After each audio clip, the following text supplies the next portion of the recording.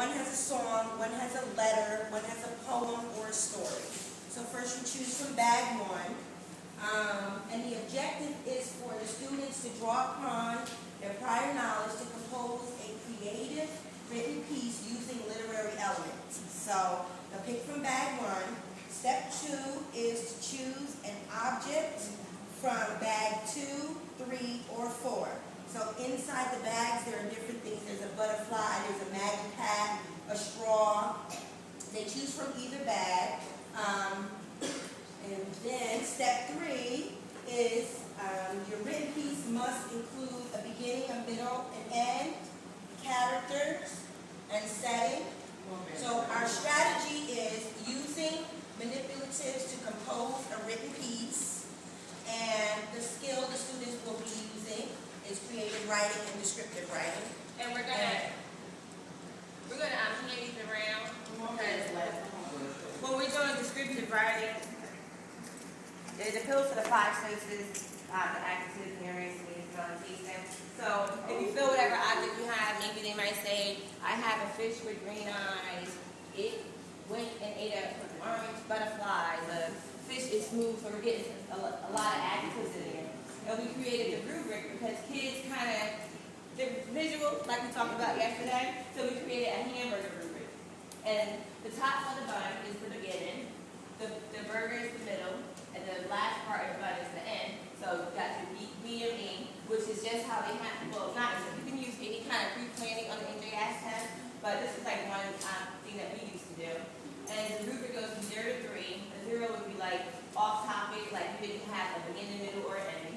If you got a 1, that means you got either the middle, beginning, or the end, so you only got the top of the bun. 2, you got 2 of the elements, beginning, middle, and end. And 3 contains all 3 elements in planning. Your story had a beginning, middle, and end. And what we would do is put either a half bun or a whole burger instead of, minus or, just kind of like visuals to kind of pull it all together. So we came up with that creative rubric. Very good. Okay, so now we're going to move over here. Dr. Dorsey, are you behind me? Oh, who's going? Oh, oh, okay.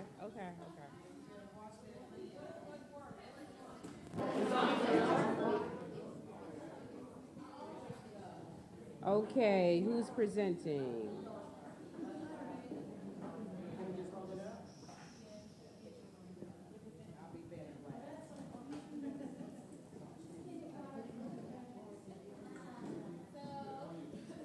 This is kindergarten? Yeah, we did math. And in 3 areas, we decided to focus on money, addition and subtraction, graphing. And we did it in tiers so that we could scaffold these children. So for money, we have tier 1, identify, sort the coins. And then tier 2, you'd have to give the value of the coins. Well, what's a nickel? What's a dime? And then tier 3, we came up with a menu, Birch Pizza, and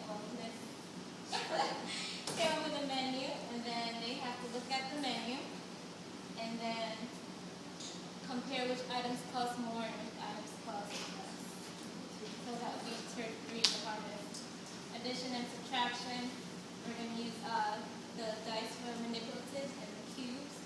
So they're going to use the cubes to take away or subtract single digits. For tier 2, they're going to roll the die, and after they roll the die, whatever combination comes up, they're going to add or subtract. And for tier 3, we're going to use the menu again, and they're going to decide, well, if you want 2 things on the menu, how much money is that going to cost you? If you want yum yum salad and mystery milk, how much is that going to cost you? And then graphing, we have pastas. They're just going to sort the pastas by color and shape. And then for tier 3, tell how the pastas are alike and different, and they're going to write that in their math journal. And for tier 3, they're going to make a graph using the colored pasta, and then they're going to compare which group has the most and which group has the least. Very good. Nice job. Ms. Hester? Your group, meaning your group. Meaning your group, your group. Go ahead, group. Let's Can you go. just hold it up? Can you? Very good. Thank you. Okay. We decided to do language arts, so we're doing text-to-text, text-to-self, and text-to-world. And basically, they would read a book, which is about a career, write about the career you would want to pursue. And since we're third grade, we're trying to get them ready for college and high school and the rest of their academic lives. We're going to list the materials. Basically, your choice of career book, reading street of the week, Boomtown, which is related to text, and then find a book that related to the text that we were reading for that week. Writing paper and pencil. You'd also list the questions for them, list the careers that you liked. List some of the characteristics and skills you may need to pursue their career, compare and contrast the different jobs, careers you needed out, that you read about. Use the story Boomtown and then the book of your choice. They're going to compare and contrast, and we've been doing that since kindergarten, doing the Venn diagrams. So they know about comparing and contrasting, so they should know the vocabulary. Then text to self is relating the, how does it relate to them? What do they like to do? Work with a classmate, use the following title, our business plan. They're going to work together to write about a business that you want to start together. Business and questions. Writing and drawing materials. Questions, list details about your business, such as what would you want to make or do. Materials you will need, people you would hire, and the amount of money you expect to earn. So that would be their little business plan. Next one, text to world. How do they see the outside world? List some of the jobs near where you live. Imagine you'd want to apply for a job at one of the businesses. And some of the questions, blank questions. Materials, paper, and pencil. Explain why you think you would do a good job. So basically, it's very simplistic. We also thought actually for the activity, text the world, to have them fill out an application, just pull up a general application, that way they can get that real life experience. Right. And we can actually use this because it correlates to the first story in our reading curriculum. So this can be an activity that we can start off with fresh the next week, so we can get it started early. Nice. But page numbers is this. Right. Sounds good. Very good. Very good.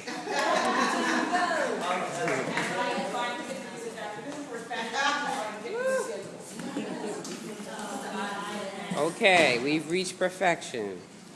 Ready? It's very nice. This is art class, guys. Okay. Smile, everybody.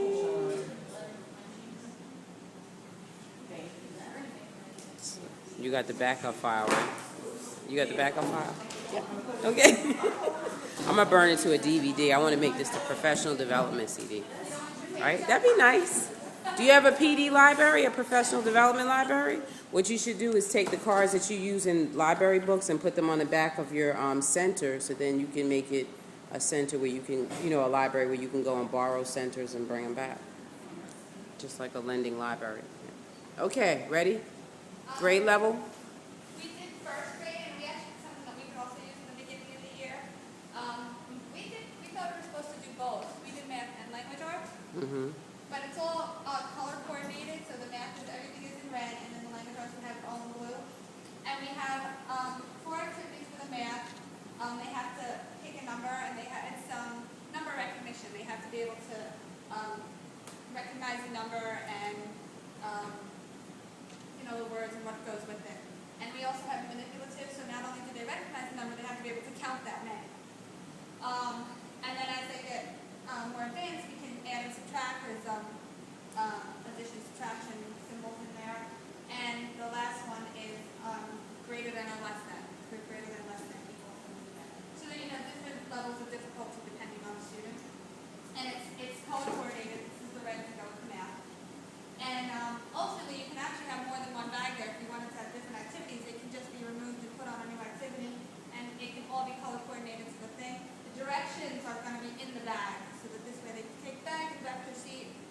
directions are right there for them. And with the language arts, they have to pick a letter and recognize the letter, capital or lowercase to match them. Again, the directions will be in the bag. Say the letter. It's not only just, looking at it and knowing capital lowercase, you need to be able to read it. Locate the vowels and identify the vowel sounds. And then start blending them, finding letters that they can blend together to make sounds, and then create words. They can be spelling lists, they can be words that they can create themselves, depending on what you're working on. And again, it's color coordinated. So yeah. Okay, good. And Miss Fisher did the artwork. Excellent.